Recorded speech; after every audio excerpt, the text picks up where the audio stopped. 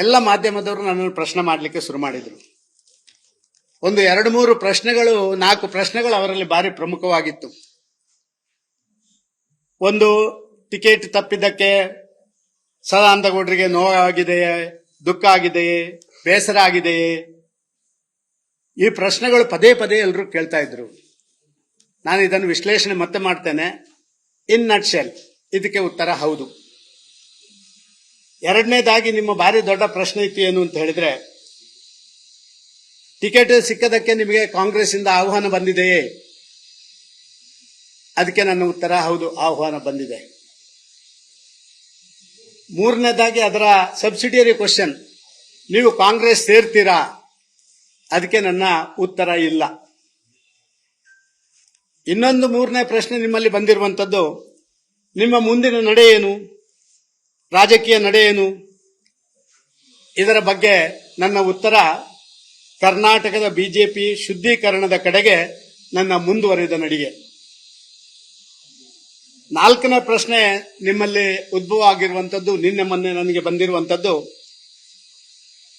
ಪಕ್ಷದ ಪ್ರಮುಖರು, ವಿಶೇಷವಾಗಿ ಮಾಜಿ ಮುಖ್ಯಮಂತ್ರಿಗಳು, ಮಾಜಿ ಉಪಮುಖ್ಯಮಂತ್ರಿಗಳು ಇಬ್ರು, ಮಂತ್ರಿಗಳು ಒಂದು 2-3 ಜನ, ಇವರೆಲ್ಲ ಬಂದು ನಿಮಗೆ ಕೊಟ್ಟಂತ ಭರವಸೆಯನ್ನು ಈಡೇರಿಸದೆ ನಿಮಗೆ ಅಪಮಾನ ಮಾಡಿದ್ರಲ್ಲ, ಈ ಅಪಮಾನಕ್ಕೆ ನಿಮ್ಮ ಪ್ರತಿಕ್ರಿಯೆ ಏನು ಅಂತ ಹೇಳುವಂಥದ್ದು. ಅದಕ್ಕೆ ಉತ್ತರ, ಮುಂದಿನ ದಿನಗಳಲ್ಲಿ ಅವರು ಪಶ್ಚಾತ್ತಾಪ ಪಡ್ತಾರೆ.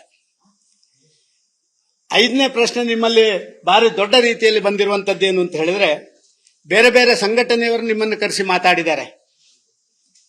ಅವರು ಮಾತಾಡಿಸಿದಕ್ಕೆ ನಿಮ್ಮ ಉತ್ತರ ಏನು, ನಿಮ್ಮ ಪ್ರತಿಕ್ರಿಯೆ ಏನು ಅಂತ. ನಾನು ಅದಕ್ಕೆಲ್ಲ ಸಕಾರಾತ್ಮಕವಾದಂತ ಸ್ಪಂದನೆ, ಅದು ನನ್ನ ಉತ್ತರ. ನೀವು 5 ಪ್ರಶ್ನೆಗಳು ನಿಮ್ಮ ಭಾಗದಿಂದ ನನಗೆ ಬಂದಿರುವಂತದನ್ನು ನಿಮ್ಮ ಮುಂದೆ ಇಟ್ಟಿದ್ದೇನೆ.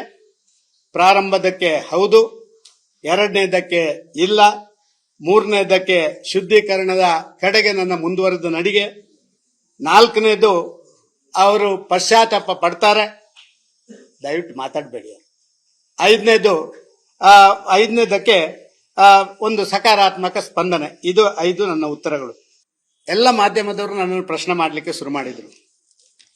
ಒಂದು 2-3 ಪ್ರಶ್ನೆಗಳು 4 ಪ್ರಶ್ನೆಗಳು ಅವರಲ್ಲಿ ಭಾರಿ ಪ್ರಮುಖವಾಗಿತ್ತು. ಒಂದು, ಟಿಕೆಟ್ ತಪ್ಪಿದ್ದಕ್ಕೆ ಸದಾನಂದಗೌಡರಿಗೆ ನೋವಾಗಿದೆಯೇ, ದುಃಖ ಆಗಿದೆಯೇ, ಬೇಸರ ಆಗಿದೆಯೇ?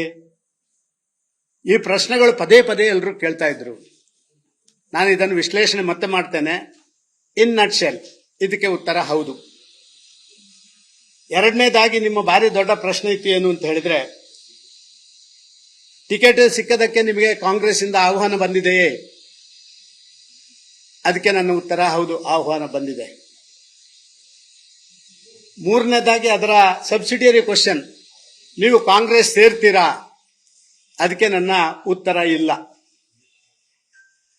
ಇನ್ನೊಂದು ಮೂರನೇ ಪ್ರಶ್ನೆ ನಿಮ್ಮಲ್ಲಿ ಬಂದಿರುವಂತದ್ದು, ನಿಮ್ಮ ಮುಂದಿನ ನಡೆ ಏನು, ರಾಜಕೀಯ ನಡೆ ಏನು? ಇದರ ಬಗ್ಗೆ ನನ್ನ ಉತ್ತರ, ಕರ್ನಾಟಕದ ಬಿಜೆಪಿ ಶುದ್ಧೀಕರಣದ ಕಡೆಗೆ ನನ್ನ ಮುಂದುವರಿದ ನಡಿಗೆ. 4ನೇ ಪ್ರಶ್ನೆ ನಿಮ್ಮಲ್ಲಿ ಉದ್ಭವ ಆಗಿರುವಂತದ್ದು, ನಿನ್ನೆ ಮೊನ್ನೆ ನನಗೆ ಬಂದಿರುವಂತದ್ದು,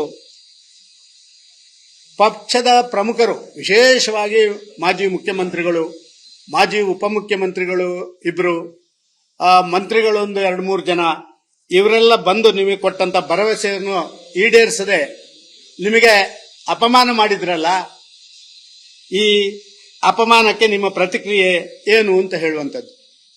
ಅದಕ್ಕೆ ಉತ್ತರ, ಮುಂದಿನ ದಿನಗಳಲ್ಲಿ ಅವರು ಪಶ್ಚಾತ್ತಾಪ ಪಡ್ತಾರೆ. 5ನೇ ಪ್ರಶ್ನೆ ನಿಮ್ಮಲ್ಲಿ ಭಾರಿ ದೊಡ್ಡ ರೀತಿಯಲ್ಲಿ ಬಂದಿರುವಂತದ್ದೇನು ಅಂತ ಹೇಳಿದ್ರೆ, ಬೇರೆ ಬೇರೆ ಸಂಘಟನೆಯವರು ನಿಮ್ಮನ್ನು ಕರೆಸಿ ಮಾತಾಡಿದ್ದಾರೆ. ಅವರು ಮಾತಾಡಿಸಿದಕ್ಕೆ ನಿಮ್ಮ ಉತ್ತರ ಏನು, ನಿಮ್ಮ ಪ್ರತಿಕ್ರಿಯೆ ಏನು ಅಂತ. ನಾನು ಅದಕ್ಕೆಲ್ಲ ಸಕಾರಾತ್ಮಕವಾದಂತ ಸ್ಪಂದನೆ, ಅದು ನನ್ನ ಉತ್ತರ.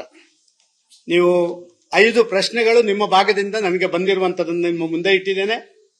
ಪ್ರಾರಂಭದಕ್ಕೆ ಹೌದು, ಎರಡನೇದಕ್ಕೆ ಇಲ್ಲ, ಮೂರನೇದಕ್ಕೆ ಶುದ್ಧೀಕರಣದ ಕಡೆಗೆ ನನ್ನ ಮುಂದುವರೆದ ನಡಿಗೆ, 4ನೇದು ಅವರು ಪಶ್ಚಾತ್ತಾಪ ಪಡ್ತಾರೆ, ದಯವಿಟ್ಟು ಮಾತಾಡಬೇಡಿ, 5ನೇದಕ್ಕೆ ಒಂದು ಸಕಾರಾತ್ಮಕ ಸ್ಪಂದನೆ. ಇದು 5 ನನ್ನ ಉತ್ತರಗಳು.